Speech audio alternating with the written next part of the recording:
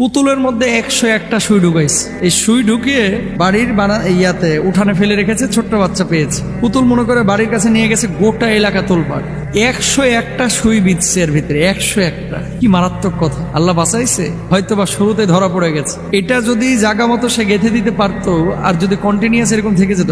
আল্লাহ রাসূল সাল্লাল্লাহু আলাইহি ওয়াসাল্লামকে অসুস্থ করে ফেলেছে। আপনি কি মনে করতেছেন 6টা মাস আল্লাহ রাসূল অসুস্থ ছিলেন? কোনো কিছু নবীজির ভালো লাগে না।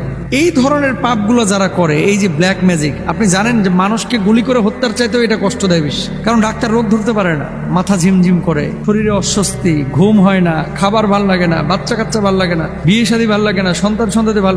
এত মারাত্মক ক্ষতি করে এই ব্ল্যাক ম্যাজিক। ব্ল্যাক ম্যাজিক নিয়ে আলোচনা করলে অনেক মানুষ কিন্তু অনেকে বলে যে হুজুর এগুলো তো মনে হয় না সত্য কিছু। কিন্তু এবার টনক নড়েছে। বাংলাদেশে এই ধরনের ঘটনাগুলো অতীতে খুব কমই দেখা গেছে। আপনারা কুড়িগ্রামে সম্ভবত দেখেছেন, যমুনা টেলিভিশন নাকি যেন নিউজও করলো পুতুলের মধ্যে